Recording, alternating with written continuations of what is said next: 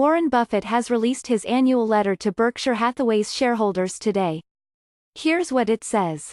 Warren Buffett's annual letter to Berkshire Hathaway's shareholders has become one of corporate America's most heavily analyzed dispatches. For more than 50 years, Mr. Buffett's letter has not just expounded on the conglomerate's performance but also dispensed investment advice and folksy wisdom, as well as a few corny jokes. The latest missive arrived today, and one of the biggest takeaways was that Berkshire suffered losses of $25.4 billion in the fourth quarter. That was the result of a surprise write-down at Kraft Heinz, in which Berkshire is a major shareholder, as well as in realized investment losses. Mr. Buffett pointed out that Berkshire had, however, posted a record $24.8 billion in operating earnings for the year, urging shareholders to focus on that number and pay little attention to gains or losses of any variety.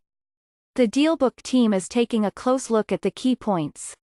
We'll gradually publish our analysis here over the next few hours. The stock market rout that occurred at the end of last year hurt Berkshire's 2018 profits, at least on paper. The company owns $173 billion of stocks, and the swoon in the fourth quarter helped cause losses of $22.7 billion on those securities. But stocks have recovered this year, and the losses may now be smaller. Before 2018, Berkshire did not include gains and losses on its stock holdings in its income statement, unless it sold the shares. But a new accounting rule requires that the company include the paper gains and losses, something Mr. Buffett has complained about, saying the rule would cause wild and capricious swings in Berkshire's bottom line. In this year's letter, he wrote, "Indeed, in the fourth quarter, a period of high volatility in stock prices, we experienced several days with a profit or loss of more than $4 billion. Problems at Kraft Heinz, which on Thursday reported weak fourth quarter earnings and a $15.4 billion write-down, also weighed on Berkshire Hathaway, which owns a nearly 27% stake in the food company." In its annual report, Berkshire said it booked a $3 billion non-cash loss relating to that investment. If Kraft, where Berkshire has one of its biggest holdings, fails to revive its business, Mr. Buffett's reputation as savvy investor could take a hit. His partners in the food maker, an investment firm called 3G Capital, have pursued a strict cost-cutting strategy that may now be showing diminishing returns. Berkshire joined the buyback boom last year. Modestly, the company bought back $418 million of its own shares during the final 3 months of 2018, bringing its total for the year to just over $1.3 billion. That activity will probably continue.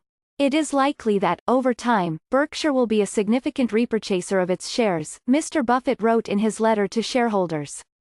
Over the years, Mr. Buffett has mostly eschewed repurchasing Berkshire's shares, arguing that he could generate better returns for shareholders through investments. So the buybacks are a sign that he sees few better investment opportunities for Berkshire's $112 billion cash pile. So far, Berkshire's buyback spending has been fairly modest, and in his letter, Mr. Buffett warned of caution in the future. Obviously, repurchases should be price-sensitive. Blindly buying an overpriced stock is value-destructive, a fact lost on many promotional or ever-optimistic CEOs, Mr. Buffett wrote. One of Mr. Buffett's goals each year is to beat the S&P 500. Last year, Berkshire did. In 2018, the company's book value rose 0.4% and its stock price climbed 2.8%.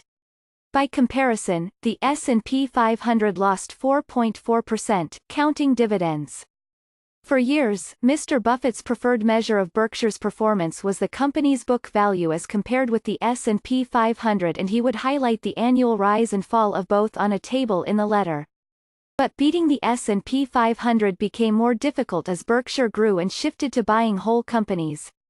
In 2014, Mr. Buffett added the annual performance of Berkshire's stock price to the table. The fact is that the annual change in Berkshire's book value, which makes its farewell appearance on page 2, is a metric that has lost the relevance it once had, Mr. Buffett wrote in this year's letter. Mr. Buffett's annual letter has become known for its investment advice and folksy wisdom as well as a few corny jokes. Here are some of the best lines from this year's. The Charlie they mention is Charles T. Munger, Mr. Buffett's vice chairman at Berkshire Hathaway. On the prospect of making a huge acquisition, we continue, nevertheless, to hope for an elephant-sized acquisition. Even at our ages of 88 and 95, that prospect is what causes my heart and Charlie's to beat faster. Just writing about the possibility of a huge purchase has caused my pulse rate to soar.